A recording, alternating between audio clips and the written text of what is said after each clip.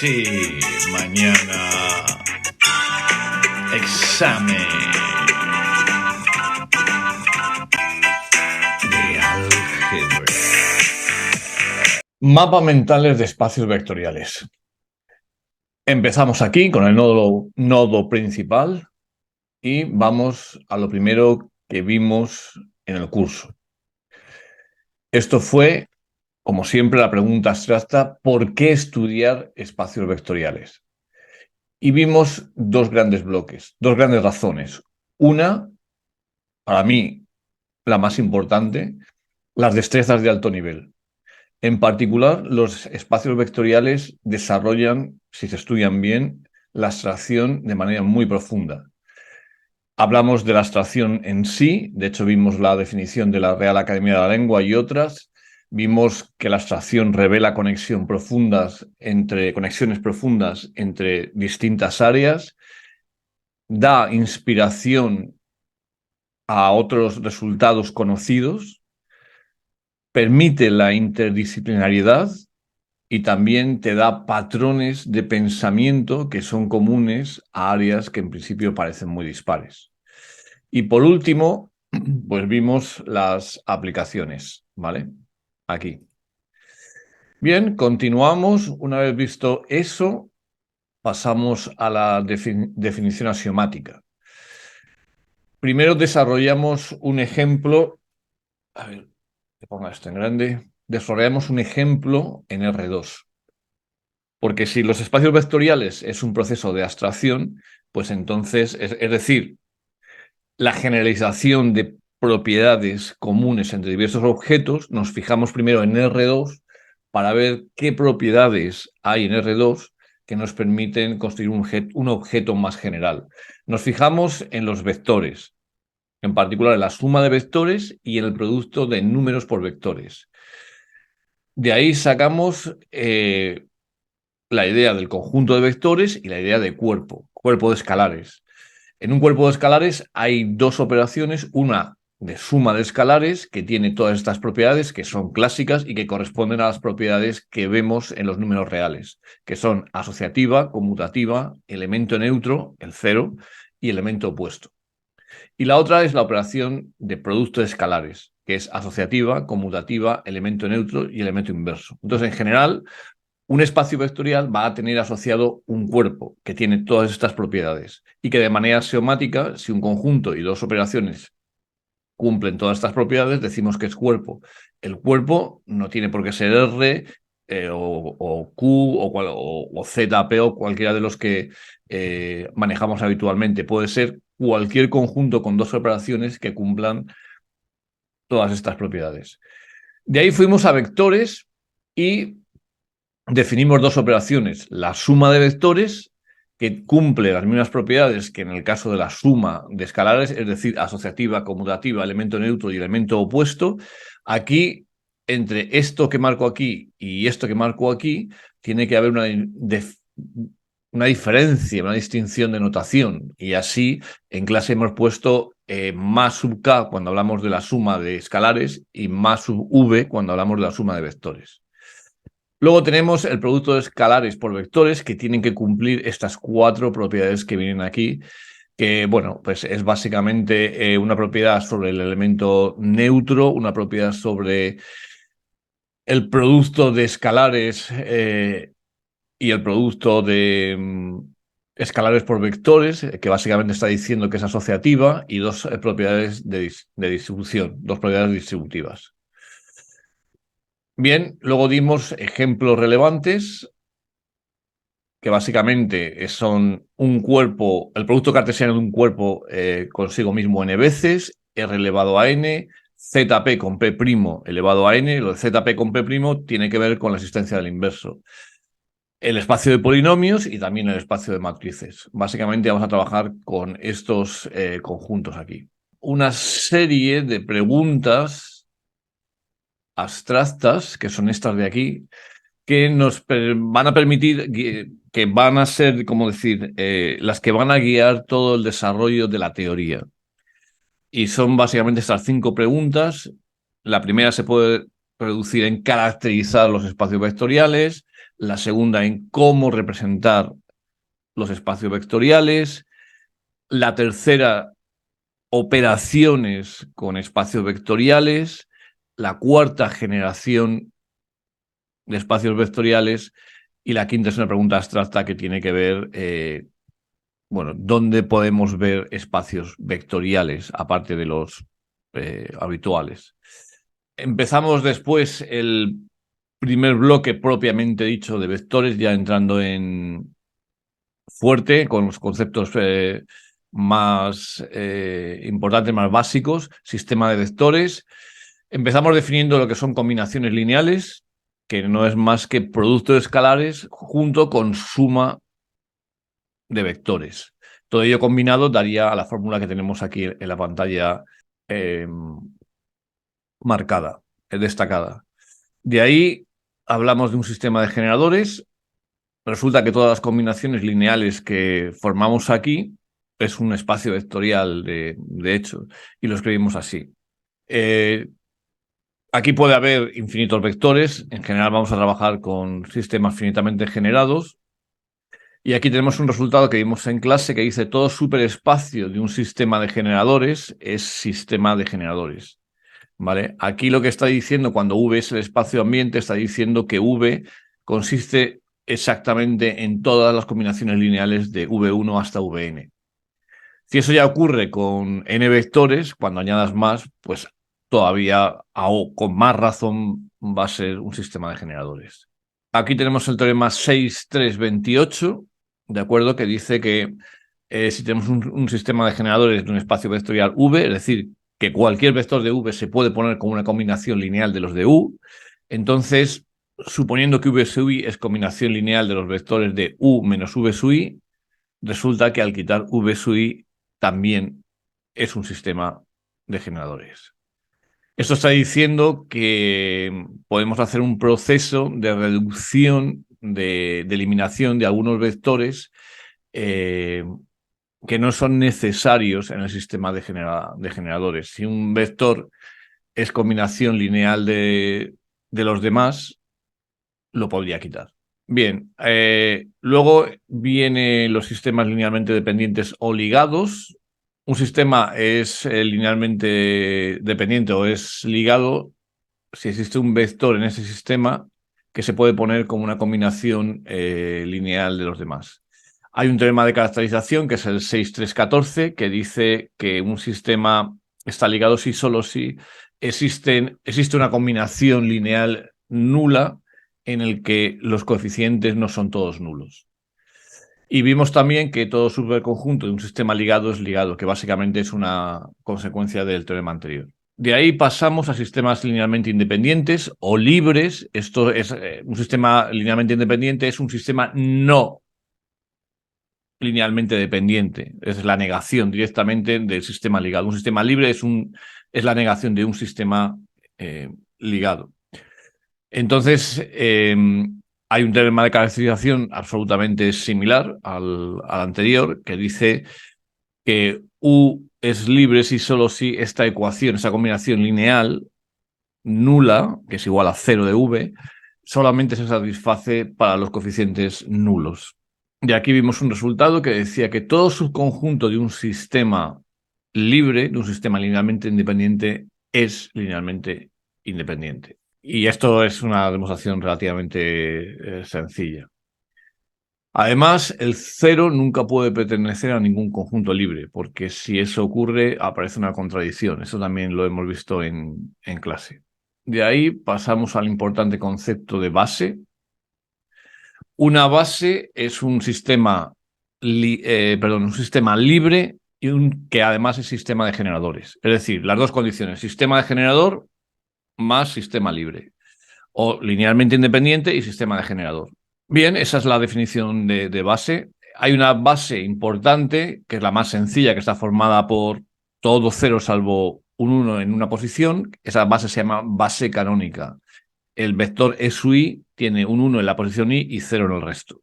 Teorema 646, V está finitamente generado, entonces las siguientes propiedades son ciertas. V tiene una base formada por un conjunto finito de vectores Y además todas las bases tienen el mismo número de vectores. Esto es un resultado interesante, potente. Bien, teorema 6, 4, 10. Esto de las bases está respondiendo a la pregunta de cómo representar vectores en un espacio vectorial. Cuando recurres al concepto de base, lo que está pasando es que ser finitamente generado te asegura que una base puede representar cualquier vector y que sea linealmente independiente te está diciendo que esa representación es única. La unicidad de la representación es lo que viene aquí. ¿De acuerdo? Tenemos una base, entonces existen unos únicos escalares, de tal manera que V se escribe como una única combinación de dichos escalares y vectores de la base. En esa representación única, los escalares se van a llamar coordenadas. Y va a resultar que un espacio vectorial es esencialmente equivalente a sus coordenadas, en el sentido en que el conjunto de coordenadas forma un espacio vectorial. El conjunto de coordenadas, pongamos que K es el espacio de escalares. Entonces, el conjunto de coordenadas es un espacio vectorial que es K elevado a n, donde n es la dimensión de V. Entonces, básicamente, K elevado a n, el producto cartesiano de K n veces, es equivalente a V. Y podemos trabajar únicamente con las coordenadas y todos los resultados en V sean equivalentes. Bien, aquí se me ha olvidado decir que el número de vectores de una base es la dimensión del espacio vectorial. Como hemos visto, gracias al teorema 646, ese número es siempre único. Vale, ahora vamos a ver cómo se relaciona el álgebra matricial con los espacios vectoriales. Es lo que pone aquí caracterizaciones en términos de matrices. Bien, caracterización de la independencia lineal, teorema 6, 4, 18. Tenemos una serie de vectores en un espacio de dimensión finita n. Cada vector va a tener n componentes. Venimos del mundo de las coordenadas. Y entonces tenemos un sistema de R vectores. Entonces, U es linealmente independiente si y solo si el rango de la matriz R por n de las coordenadas en B es igual a R. Es decir, hallamos las coordenadas de cada V sub i en la base, las ponemos por filas y entonces el sistema sea independiente si y solo si la matriz tiene rango R. Caracterización del sistema de generadores. Ahora es al revés. Ahora tenemos V1, VR, cada V sub i aquí tiene n componentes, de nuevo porque estamos en un espacio vectorial de dimensión n, ¿vale? Y entonces ponemos todos los vectores en filas. Si esa matriz tiene rango n, entonces el conjunto U es un sistema de generadores. Eso también lo hemos visto en clase. Por último, queda el teorema 6423, que es comprensión de una base. Dado un conjunto de R vectores linealmente independientes, siempre es posible elegir otros n-r, de modo que completando el conjunto U obtengamos una base B de V. Es decir, siempre se puede completar cualquier conjunto de vectores linealmente independiente hasta llegar a una base. Y ahora vamos a cambios de base, que tiene que ver con la idea de cómo cambio. Una base me da una manera de representar los vectores y ahora la idea es cómo cambiar de representación. Entonces, la idea principal es escribir las coordenadas de un vector en una base dada en términos de la otra. Se ponen los vectores de la primera base en términos de la segunda. Matricialmente me quedaría esto. W es un vector cualquiera que en la base B1 tiene estas coordenadas. Esta sería la primera base, la base B1, y lo único que he hecho aquí es ponerlo en forma de la combinación lineal, ponerla en forma de producto de matrices. Me sale una matriz fila por una matriz columna. Y ahora la matriz de la base B1, lo que hago es sustituirla por su expresión en la base B2, y hay una matriz grande, que es esta que está aquí, donde tengo el cursor, la matriz de los A sub i J, que me da el cambio de coordenadas entre la base 1 y la base 2. Ahora, lo que queda aquí a la izquierda, lo que está en corchetes, esas son las coordenadas beta 1, beta n en la base B2, porque aquí a la derecha está la base B2.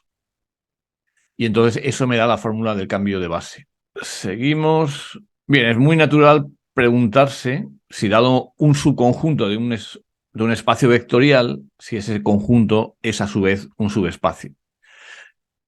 Para contestar esa pregunta está esta caracterización que te dice que no te hace falta comprobar todas las propiedades de la definición axiomática, sino que con comprobar que la suma de vectores es cerrada y el producto de escalares por vectores es cerrado, ya tienes suficiente. Este teorema lo hemos visto en clase con detalle. Vale, lo siguiente que te planteas, dice, bueno, pues es muy lógico coger dos subespacios y unirlos, ¿vale? Bien, cuando haces eso, resulta que la unión de subespacios no es un subespacio. Y entonces no te vale esa idea. Lo que sí es cierto es que la suma de subespacios es un subespacio. Sigo por aquí, subespacios finitamente generados. Este es el teorema 666, que te está diciendo que los subespacios finitamente generados son subespacios. ¿De acuerdo? Y aquí hay un teorema que me permite muy fácilmente, y usando matrices, me permite dos cosas. Uno, hallar la dimensión del subespacio generado por k vectores, que básicamente va a ser el rango de V1 a Vk, el rango que aquí significa el mayor número de vectores linealmente independientes en dicho conjunto. Y me da una idea para determinar si un vector dado pertenece al subespacio finitamente generado, que básicamente es comprobar los rangos con V ampliado. Bien, lo siguiente que vemos es la igualdad entre subespacios vectoriales. Queremos saber si dos subespacios son iguales o no. Ocurre que, claro, me pueden estar dados por dos bases distintas que no se vea claramente una base en U1 y otra base en U2 y no se vea claramente qué pasa. Aquí tenemos dos caracterizaciones. La primera dice que US1 es igual a US2 si solo si uno está contenido en el otro y las dimensiones son iguales. Vale, esto lo hemos visto en clase y lo hemos practicado bastante también. Y aquí te está diciendo que V1 a VK es una base de 1 sí, solo sí. Esto pertenece a 1 y además la dimensión es igual a K. Entre estos dos resultados vamos a tener una herramienta para determinar si dos subespacios son iguales o no. Vale, aquí vamos a hablar de la suma y la intersección de subespacios. La intersección de subespacios es un subespacio, eso está visto en clase también.